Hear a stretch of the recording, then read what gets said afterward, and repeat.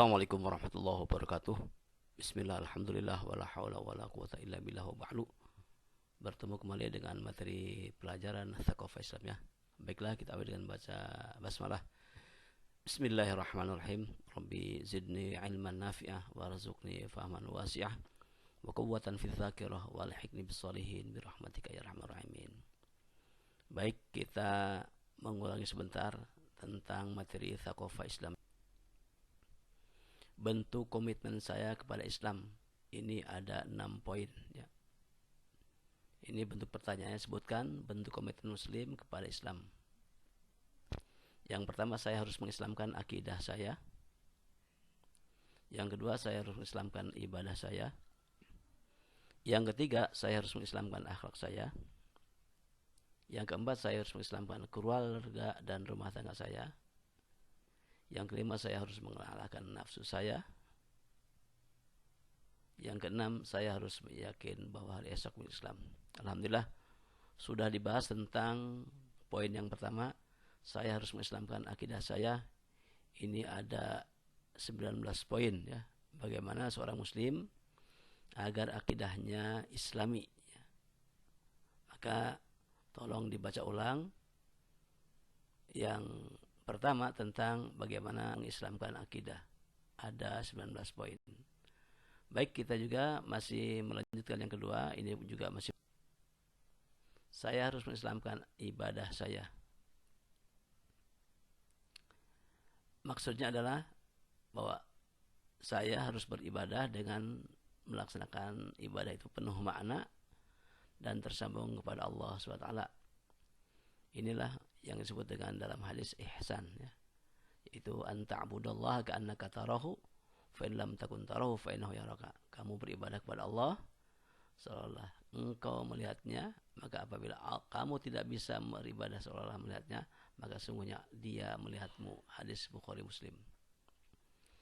Baik, yang kedua, beribadah dengan khusyuk sehingga merasakan hangatnya hubungan dengan Allah. Dalam sebuah hadis Rasulullah SAW bersabda, kam min qa'imin hadhu min salati at-ta'abu wan nasabu. Betapa banyak orang yang salat malam tetapi hanya mendapatkan rasa lelah dan penat. Ini berarti dia tidak khusyuk ya. Kemudian juga niatnya kurang optimal karena Allah Subhanahu wa taala. Yang ketiga, beribadah dengan hati yang selalu hadir dan lepas dari segala bentuk kesibukan duniawi.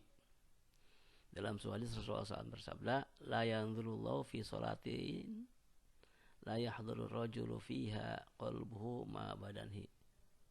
Allah tidak memandang salat seseorang yang dilakukan tanpa menghadirkan hatinya sebagaimana ia hadir dengan badannya.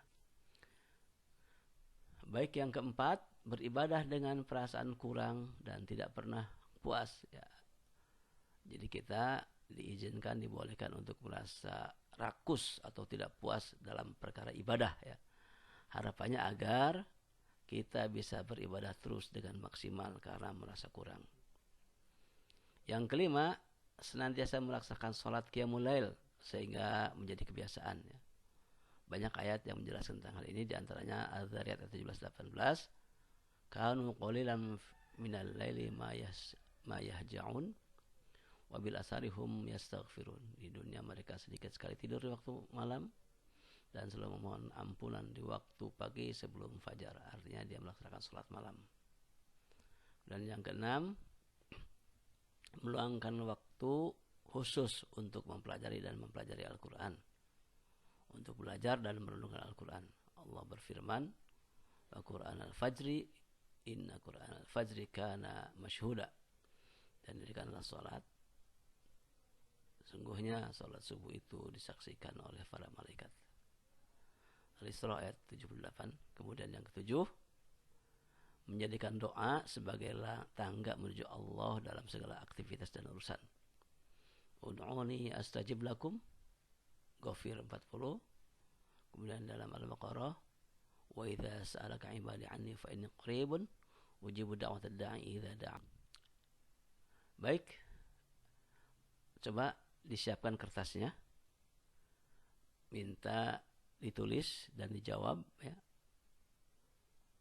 Jawablah pertanyaan berikut ini. Silakan disiapkan kertasnya dengan pulpennya. Nanti antum fotokan dan kirimkan ke nomor Ustadz 0813 13 38 4636. Silahkan tulislah jawabannya di kertas, kemudian foto dan kirimkan fotonya ke nomor 0813 13 38 4636. Siap? Insyaallah tidak susah soalnya, gampang. Ini lebih kepada biodata diri ya. Nama lengkap, tulis nama lengkapnya ya. Kemudian kelasnya, kelas 9 apa? Sudah? Berikutnya asal daerah, dari mana asalnya? Umpamanya daerah Jakarta Selatan, Jakarta Timur, Tangerang, Maluku dan lain sebagainya. Silahkan ditulis asal daerahnya.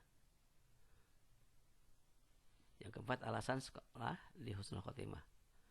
Silahkan tulis alasannya minimal 3 jawaban ya.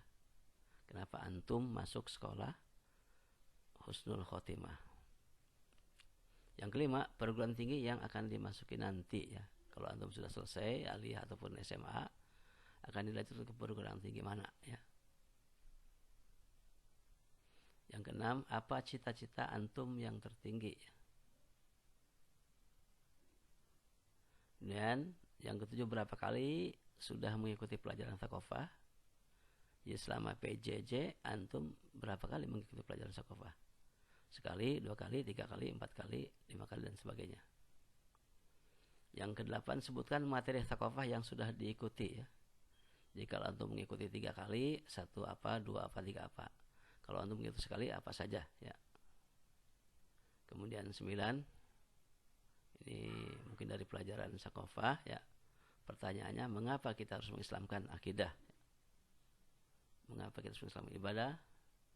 Mengapa kita harus mengislamkan akhlak, keluarga dan rumah tangga? Silakan dijawab minimal 3 jawaban. Ustaz ulangi. Silakan tulis di kertas ya. Kemudian nanti kertasnya dipoto dan kirimkan ke Ustaz. Nama lengkap, kelas, asal daerah, alasan sekolah di Husnul Khotimah. Jadi kenapa antum memilih Husnul Khotimah? 3 minimalnya. Kemudian perguruan tinggi yang akan dimasuki nanti. Yang keenam, apa cita-cita antum yang sangat tertinggi atau yang paling tinggi ya. Yang ketujuh, berapa kali antum sudah mengikuti pelajaran Thaqafah Islamiyah. Yang kedelapan, sebutan materi Thaqafah yang sudah antum ikuti, yang pernah antum ikuti. Dan yang terakhir, mengapa kita harus mengislamkan akidah dan seterusnya. Silakan jawab minimal 3 jawaban. Berikutnya silakan ya, antum cari di buku-buku ya. Dan tulis ya doa-doa harian berikut ini ya. Pertama, doa mau tidur, insyaallah sudah hafal. Doa bangun tidur. Doa ketika susah tidur. Doa masuk kamar mandi atau toilet. Doa keluar kamar mandi. Doa memakai pakaian. Doa melepas pakaian. Doa ketika berjalan menuju masjid. Doa masuk masjid. Doa keluar masjid. Doa ketika hendak makan atau mau makan. Doa setelah makan. Doa menutup majelis. Doa naik kendaraan. Doa hendak perjalanan jauh atau doa safar. Doa ketika melihat bulan sabit. Doa ucapan selamat kepada pengantin. Doa ketika melihat bayi. Doa ketika sedang gelisah. Doa ketika mendengar suara petir. Dan doa ketika menjenguk orang sakit ya. Insyaallah sebagainya sudah antum tahu ya. Kalaupun yang belum tahu silahkan antum cari di buku-buku ataupun di Google ya. Insyaallah semuanya ada. Insyaallah ini doa bukan untuk dihafal tapi untuk dipraktekkan dalam kehidupan antum sehari-hari. Jadi sekali lagi Ustadz meminta antum semuanya mencari dan menulis doa berikut ini agar antum terbiasakan dengan doa-doa harian. Kenapa? Karena bagian dari ibadah kepada Allah senantiasa melafalkan doa dalam setiap kehidupan kita. Baik. Cendrawasih burung irian. Terima kasih, cukup sekian. Semoga Allah Subhanahu wa taala memberikan ilmu yang bermanfaat kepada kita semua. Amin Allahumma amin. Demikian saja, terima kasih. Assalamualaikum warahmatullahi wabarakatuh.